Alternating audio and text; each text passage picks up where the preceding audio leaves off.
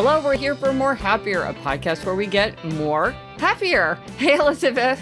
Hi, Gretch. Today we'll talk about some great travel hacks I'm very excited about and how I've spotted how the language of devices is seeping into everyday conversation in a funny way. But first, Elizabeth, something making us more happier. What's making you more happier? Well, Gretch, I am more happier to report I am totally caught up on my doctor's appointments and dentist appointments for the first time, I think, in like 12 years. I have a lot of doctor's appointments because being type 1, I have to do extra eye doctor appointments, and gives me some other issues that I have to attend to. So it's like I am constantly behind in my doctor's appointments. And so right now I am totally caught up. Now, of course, I'm going to have to go again like next week. I have another doctor's appointment that's a recurring. But like at this moment, I just feel very virtuous because that is I have amazing. None of them on my list of things nagging at me. Well, that is huge. And I do think you're like at Olympic level because of having an endoscopy and a colonoscopy on the same day. I mean, I feel like that is something you can, take pride in for the next 100 years. I know. That's so great. What a good feeling to just sort of be up to speed. And I'm caught up on vaccines. So I've had the shingles vaccine. I've had my latest COVID booster. I had my flu shot, Gretch. I've had everything. I'm like, it's so good. You talk about the thing of feeling right. Yes. What is that? Because I feel like that's related to this. Well, and it's a good example because so in the Happiness Project, I was like, how do you even think about happiness? And I thought, okay, you have to think about feeling good, feeling bad, feeling right, and an atmosphere of growth. So feeling good is like more fun, more enthusiasm, more friends, more love. Feeling bad is like less guilt, less resentment, less indignation, less boredom. An atmosphere of growth is like the feeling of learning or helping or fixing or contributing. But then feeling right is like feeling like your life aligns with your values. And this is tricky because feeling right doesn't always make you feel good. Mm-hmm. And that gets confusing for people because it's like, well, why would you do something that didn't make you happy? How could that make you happy? And this is a perfect example. Like, I know as your sister that you were not looking forward to the day when you had a colonoscopy and an endoscopy in one day. And you probably don't look back on it with pleasure either. And yet these were things that you had to do for yourself for like your value of trying to be as healthy as possible. And so it's part of a happy life, even though it's not really like the greatest all-time experience. Yes. And it's interesting because as always, it's better to just schedule something and do it. Because as much as, for instance, I was dreading those procedures, the dread is usually worse than the actual thing. The stewing is worse than the doing.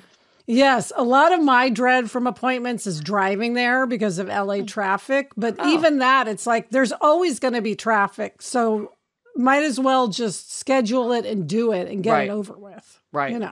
Right. So I encourage everyone else to get those appointments out of the way. But you know what? This reminds me of something. Okay, so a heuristic that people use to decide whether you should do something or agree to something is like, well, would I agree to do it tomorrow? If I were going to speak at this event, would I do it if it were tomorrow? If I was going to go to this party, would I go if it were tomorrow? So it's sort of this idea of like, because we'll agree to things that are far away because they don't seem real. And so we overcommit ourselves.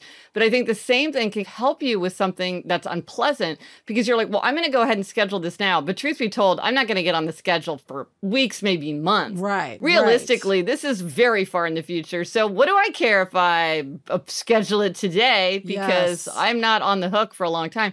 So maybe in a way that can help people put something on the calendar that's unpleasant because, or maybe you just purposefully put it far away as a way to get yourself to do it.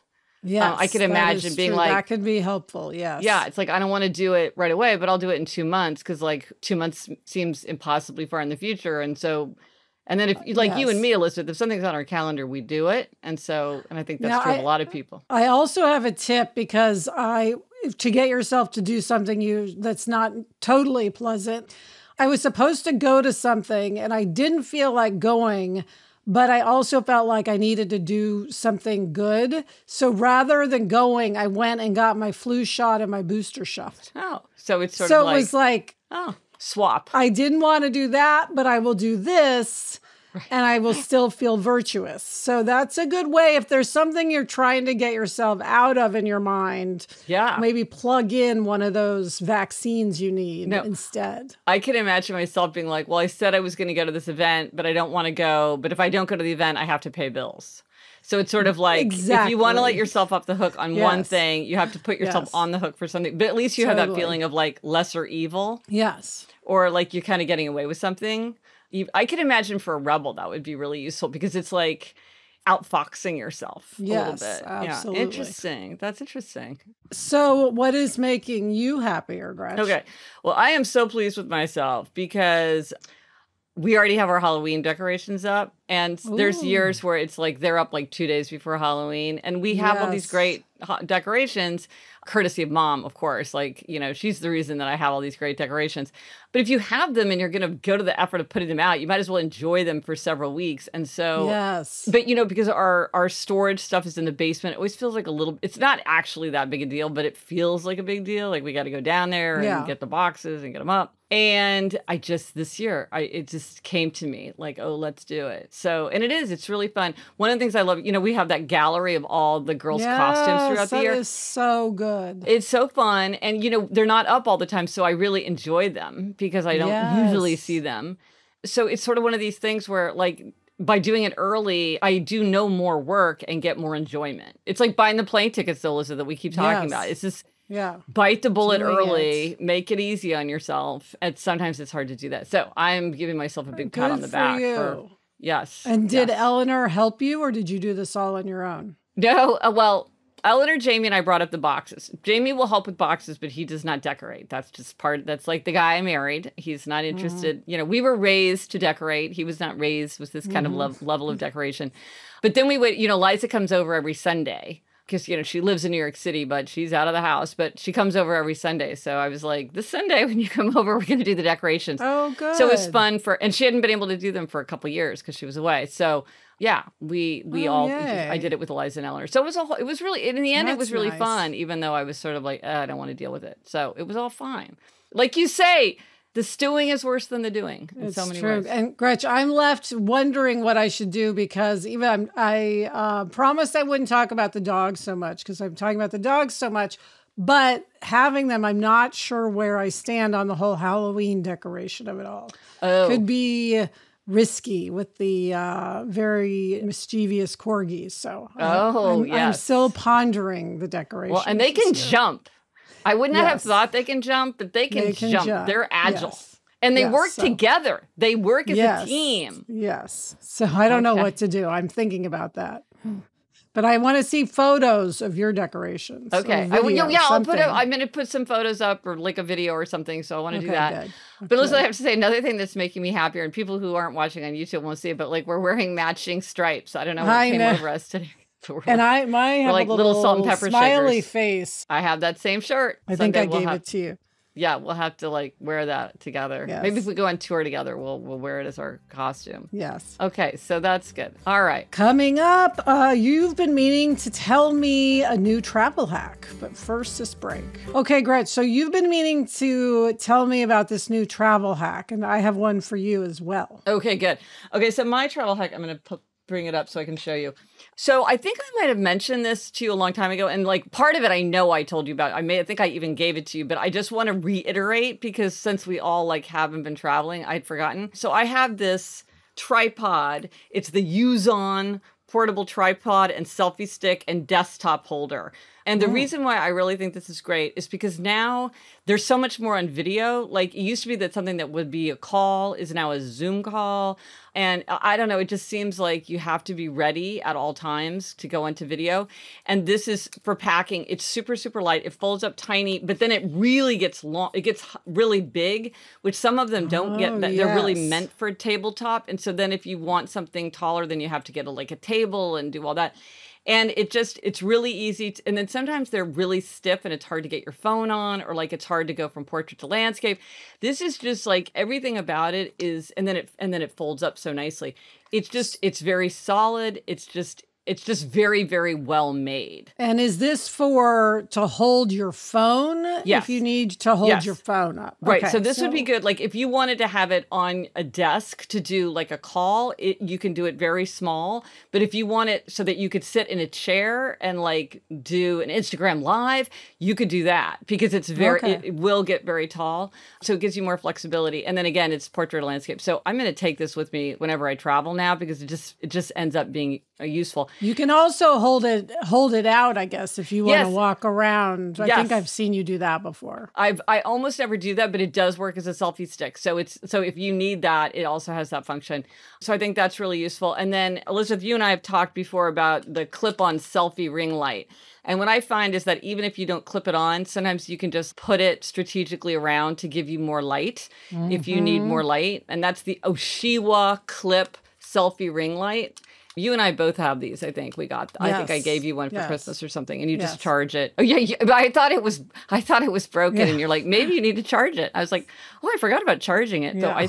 But anyway, now that everybody's and it's also like maybe you're not actually traveling out of town, but I could imagine myself like having to do something where I'm like somewhere else in New York City, like it's some space that I have to do something. Yes. So how about you? What's your travel hack? Okay, so this actually comes from Sarah, I should say, my writing partner and co-host of Happier in Hollywood. She has discovered packing cubes. Okay. I have seen these everywhere. I don't understand the concept. Like why? All right, let me just say, I also have seen them everywhere and looked at them. And of course, Sarah's the overbuyer between the two of us. So she actually bought some. And I will tell you that she has gone on and on about them so much that I actually ordered some and they were delivered this morning. This is how much she loves packing cubes. So she went to Europe for 2 weeks with her daughter, didn't want to take a lot of luggage. Right. So she got these packing cubes and I asked her, well, is it for organization or getting more stuff in? And the one she got, she says both. Both she could compress them. She got Monos, I think they're called, Monos. They have like an extra zipper for compression. But also she said it was just helpful to have it organized. So all the underwear in one place, the shorts, and they come in different sizes. Right. And she said it just made all the difference in the world. I ordered some that were less expensive. I ordered them from Away, which don't have a compression zipper because I didn't think I needed that. But the organization for me sounds very appealing. So I'm excited to use them.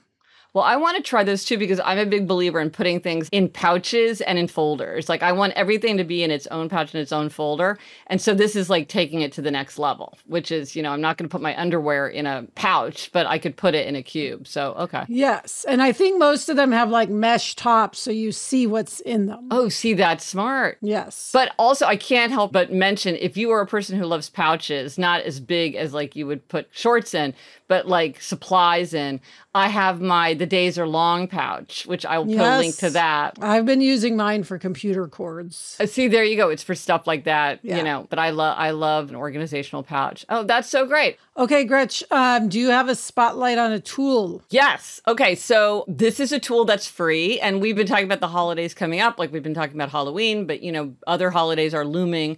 So if you want to start preparing now, I have a holiday jumpstart. So if you go to happiercast.com/holidays, you can see that. And it's going to change as the holidays get closer, but there's like a bingo card. There's a lot of planning tips and holiday hacks, how you can use the Happier app if you want to use the app to help yourself get ready for the holidays, some gift ideas. So if you are a person who's starting to think about gearing up and you want to take charge, it's happiercast.com/holidays. Fun. Yeah. Yeah. And Gretch, I know one of the ideas on your Jumpstart is to start writing down gift ideas. It's obvious, but we got to be reminded. And yes, I would be remiss if I did not ask our listeners, by the way, to send us gift ideas because we will do a holiday gift list episode. Yes. And we need help with this. So send us your great gift ideas. We have used them in the past, and I'm sure we will use them. Yeah. So send in your gift ideas. That's great. Yeah. Podcast at GretchenRubin.com. Okay, coming up, Gretch, you've been meaning to discuss with me